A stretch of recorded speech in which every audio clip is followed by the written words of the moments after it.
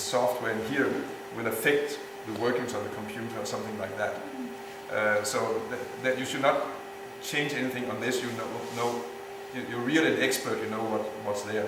So and the thing is, we are still in a level where actually we do not really know all the information process and the coding that goes on there.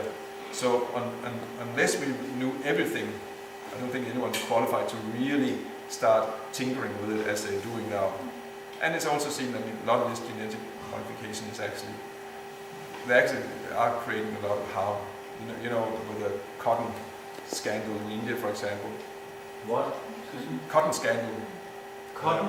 Monsanto introduced genetically modified cotton in India on a large scale some years ago, with great big promises that this cotton would give, you know, double yield than ordinary cotton, and they had advertisement showing farmers being rich, and the farmers of the wise were decorated with jewels and like that on the advertisement, like that,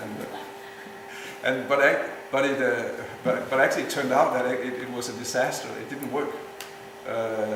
It didn't give more. It gave less, and it was not resistant to a certain bug that attacks cotton. You know, there's some. Of course, I don't know. We don't grow cotton here, but there's a certain bug that somehow or other destroys the cotton. So this cotton, genetically modified cotton, was not resistant to that, although Monsanto claimed it was. So many farmers, and they had, you know, farmers had invested so much money in seeds and machines, because all these big machines, and they just got bankrupt. So farmers, they were committing suicide, you know, thousands of farmers were committing suicides and going bankrupt, and then they were making, you know, rebels and armed uproar against Monsanto, and Monsanto was being driven out in many places in India. But that's one example of, you know, where genetic modification really failed. And generally it's something that's, I think there's a reason why this information is not there in the, Bhagavatam or other parts of the Vedas, because we don't really need that. It's fascinating. We can use it for actually demonstrating this is definitely design. There's no way. But besides that, we're probably better off without it. That's. So what are we sitting here for? Because we are admiring Krishna's creation.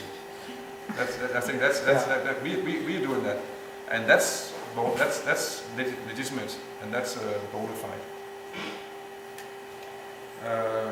Yeah. We are getting aware that we don't have to cross a line. Yes, no, we should just be, with awe and reverence, respect what's there, and simply work on the level where we are meant to work. And there's enough. There's no need to start genetically modifying anything, because there's such a variety and such an opulence in the nature that's already accessible to us that there's no need for us to create more variety. We should just utilize what's already there, and that's not happening actually. We're actually losing some of all the different seeds and different herbs and vegetables that used to be. They become forgotten. Like there were so many more, for example, strains. Now we have 4 kinds of grains.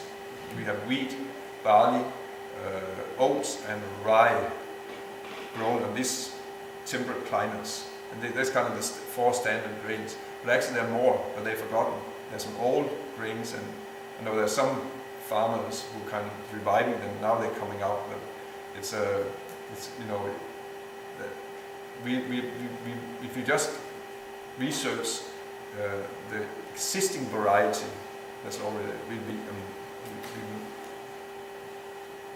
there's no.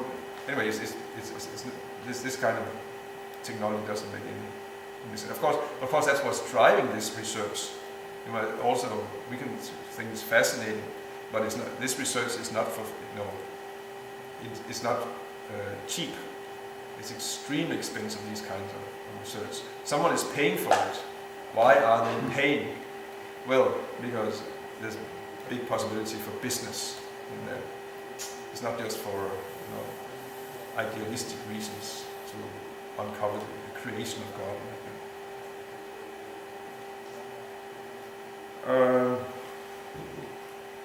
kind of conclusion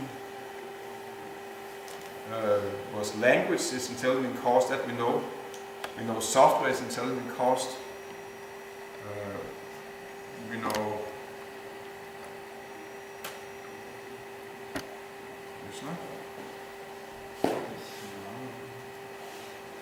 Come on. Okay, that's good. Maybe I should get another computer. But and we know genetic code is also a similar piece of information. We don't know who did it, but what we know is that all the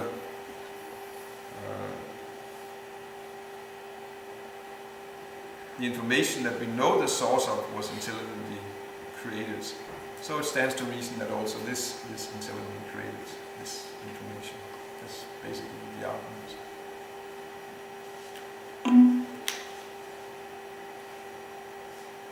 Isn't it? Yeah. Genetic codes, don't know who it is. Yeah.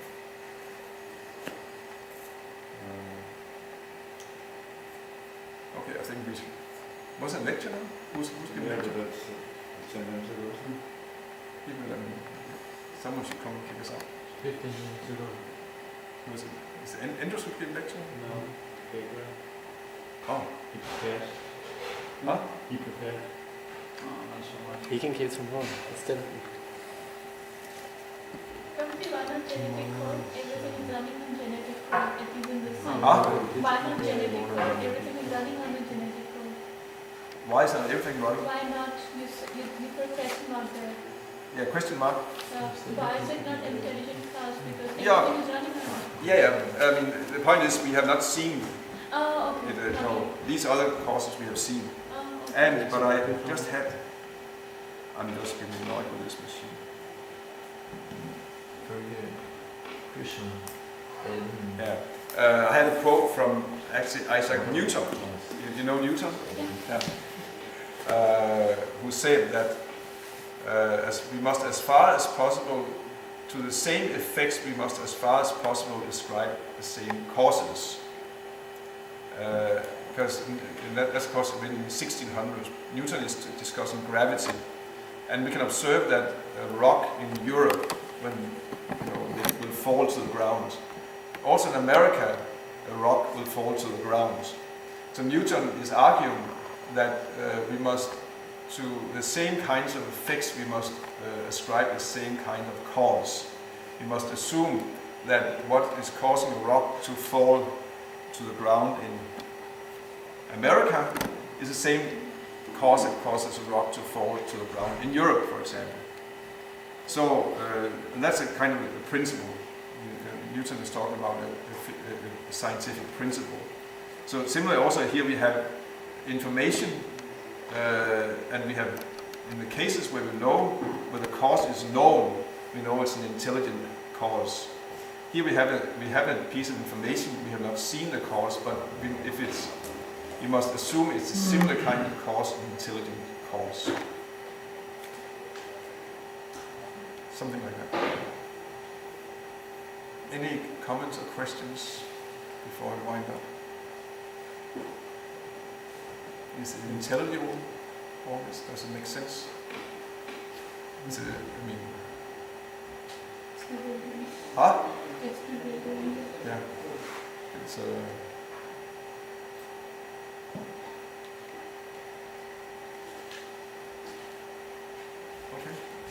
But then what is the ground rule that we should follow to draw the line? Because we might end up being passionate because the other day, because I'm into a lot of computer programming because of this digital tectonics, and because we just have to feed information and then we get a lot of forms and this and that and variations and computer printed things and stuff, and then there was a guy who said on the forum that maybe the whole universe is a computer manifestation. I mean, people are just going wild because you think you are doing everything because you can just feed something and then you see the results and you say, oh, it is so good.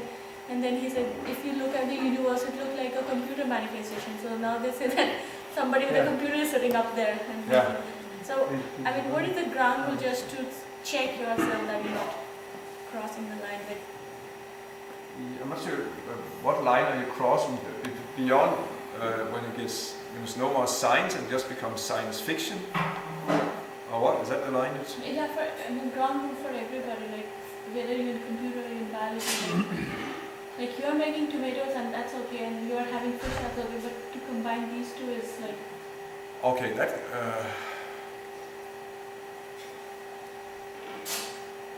I mean, knowledge of matter. The Vedic principle is. I mean, Prabhupada gave a simple principle: simple living, high thinking, and.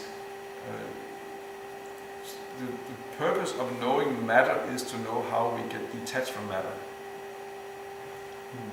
That's why we should understand matter, so we can disassociate ourselves from matter, so we don't know how matter works, so we can get detached from it. But so if our knowledge of or our research into matter has the opposite effect, we get more entangled in matter, we get more attached to matter, then that's a line actually. That must be, isn't it? But we wouldn't say that must be kind of the rule of thumb.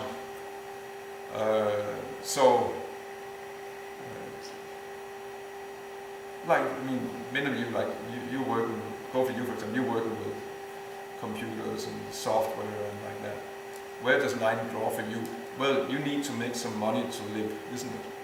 So that's, in one sense, everyone needs someone or other to make a daily living. So you do it to what is necessary for you to make a living. Beyond that, you don't get more and more, I'd say. And the knowledge you have, you just happen to have this knowledge. You know, one might just happen to be a scientist.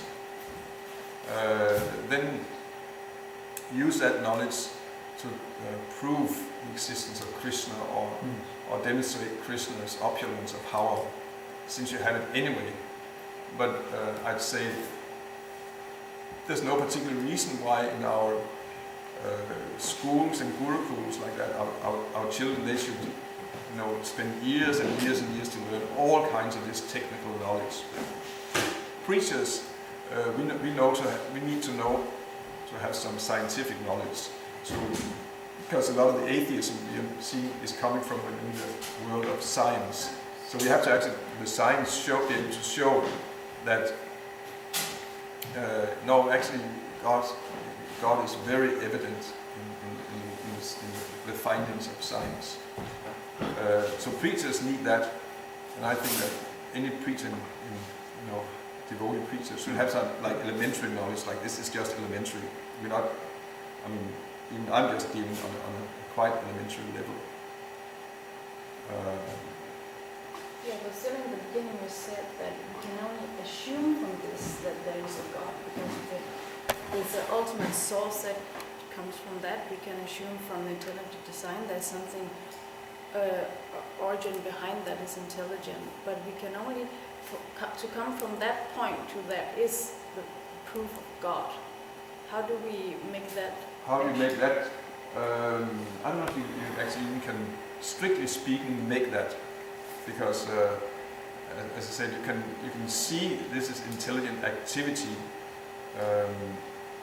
It could be, if you're just looking at like the DNA, it could just be aliens who create that, some very intelligent aliens somewhere. Maybe life arose naturally in another galaxy, billions of years ago, and they became so smart, now they could engineer their own life, and we are the result of that. Maybe.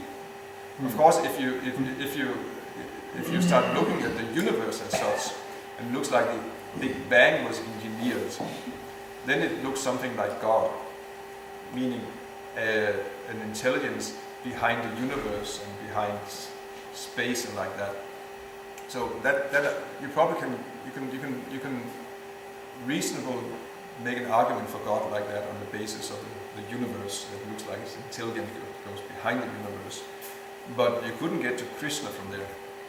You can get to I say you can with reasonable certainty conclude that it's more than aliens. but maybe aliens are also involved. But it looks like there's intelligence behind the universe. How can you conclude that? That there's intelligence behind the universe. No, that it's more than aliens. Because the Big Bang appears to be designed. Yeah, but that could be designed by aliens. No, because aliens means it's within the universe. But there's other universes. Yeah. Isn't it that it's impossible to prove God? Because in a phenomenal way. Yeah. In principle, you could. It's only some. Krishna, he simply doesn't give that because he gives faith even to the atheists. So he gives them a possibility of. You could say there's some aliens who became so expert they can start making universes. Just like they're actually doing in Switzerland. Even had yogis can make universes. Yeah. But Prabhu, Yeah, you're right. We should count our blessings, like everything is working for us. I mean, of course, the cold weather sometimes is not, but normally everything is working in favor of us to live, to have fun or anything in the life. I mean, if there was somebody who's controlling us, and I mean, firstly, if you don't believe that there's a God and somebody is controlling you, okay, let's say somebody's controlling, but he is he's favoring us. He's not against us. He doesn't want us to just die. I mean, he has made all these fruits, vegetables, everything for us to enjoy, let's say. And if it was somebody who wanted to control, that thing would go sometimes against also us. But we could say that somebody who's up there, let's say alien, is favoring us. So if we see that point of view, then it has to be God, because we feel or we think that God is always favoring us. Yeah. When we should count, if we start counting our blessings, like from early morning, like you showed, like one cell, even I'm moving everywhere, it's still working in its place. I mean, if you see this, you really get bewildered. Oh my God, I should not move because anything could break at any time. And everything is working. Like if I take care of my body, it's working perfectly. If I don't take, of course, that's my problem. But everything is working for us, in favor of us. All the weather, all the food, all the body, all the things. So someone who's controlling is a friend, let's say. Yeah. It's not enemy to us. It's not God. But ultimately, in one sense, it might be some faith, but everything takes a leap of faith also. So I think that the reason we accept Krishna is, first of all, we conclude that God must exist. That was at least my case. I conclude that God must exist. And then when I got to know Prabhu-4, Bhagavad Gita and the Acharyas and like that, and I became convinced this must be right, because these teachers are of such a caliber. They are previous authorities. Whatever they say is make complete sense, and their character and example like that is also so convincing. It's like Prabhupada gives that argument that it's like you can accept Krishna because he's generally accepted by very reliable and personalities, great personalities through all history. They have accepted Krishna as the supreme personality of Godhead. So on that basis, we can accept him. We don't accept anything blindly. Things will not be accepted blindly, but you have something that is generally accepted by all authorities up through history and like that. Then we also should accept. That's generally also how we work in this world. Why do we? We have faith in so many things. Why do we go to a school, university, and we enroll there? It's faith. We don't know if actually what kind of institution it is, but we have faith. It's a credible, highly accredited school, because previously, everyone else we have asked, they say this is a very good university. Others said we went through it. We got a very nice grade and education, and so on. In this way, we accept on faith. Faith is there, and in all, whatever we do, there's a lot of faith involved. So, on the same principle, we can also accept Krishna. But we cannot get to all this philosophical, scientific discussion. It's just there to basically He wants to clear out all our doubts and atheistic contaminations.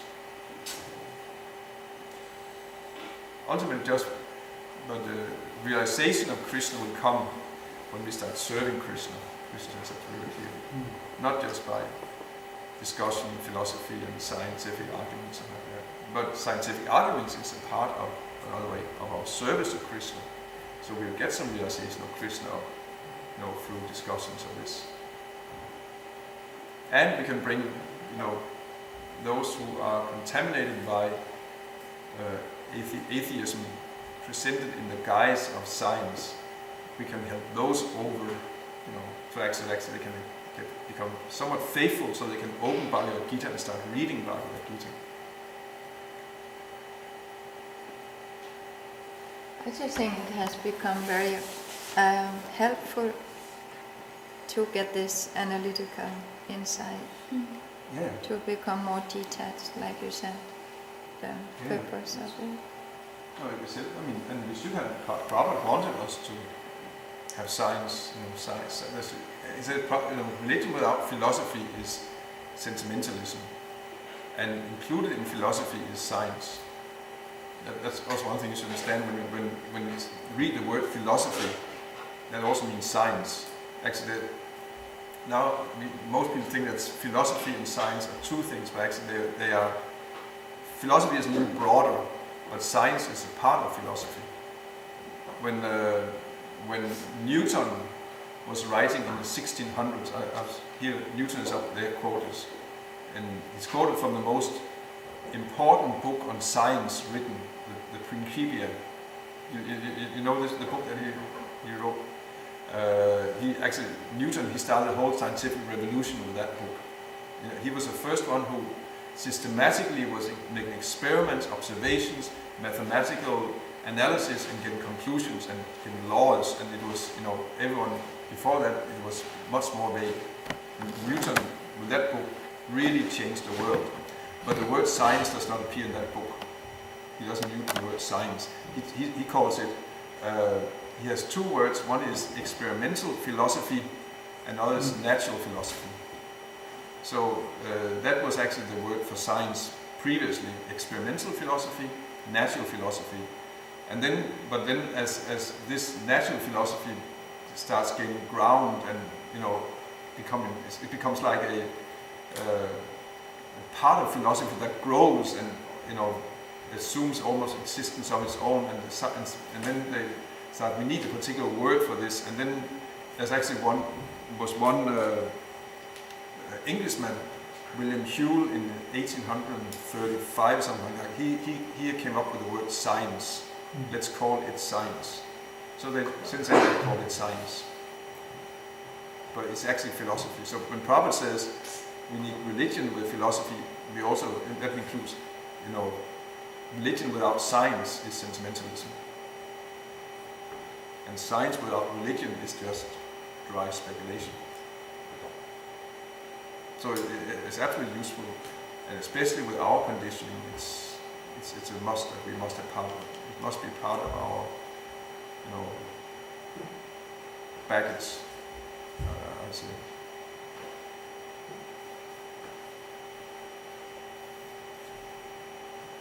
More? Can we stop here? I see the purport of the 13th chapter 8 to 12, that the result of knowledge is that you disentangle from the senses and the sense object. Yeah. The modern science is that you get totally More entangled. Yeah. Stunning point. Next time you can relate to the ascending process of knowledge and descending process of knowledge required.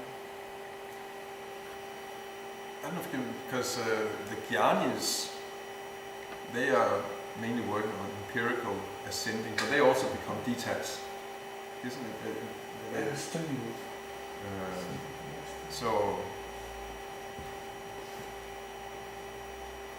But nobody's trained in vairagya, nobody's trained in sense control. You see, the universities and scientific institutions, what kind of discipline is practiced there? Nothing. everyone is just being trained as sense enjoyers, so there's no way they can practice detachment while they cultivate knowledge. So, and if they are saints, if they are I put up this simply, project. turn this off. If they are, just following their material desires, making them bigger and bigger, and then cultivate knowledge at the same time, then they must, by necessity, get more and more entangled in matter the more they study matter. And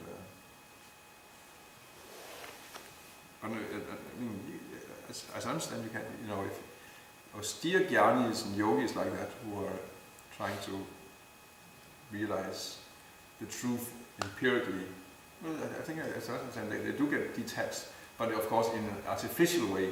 They don't get really detached. It's artificial detachment, so they will come back again and again become sentient joiners because they cannot maintain that status. But that's not the case here. Here, modern institutions of education are just also places of wild sensing joiners. Okay. Thank you for your patience. Thank you. Jai. Srila Prabhupada Ki. Jai.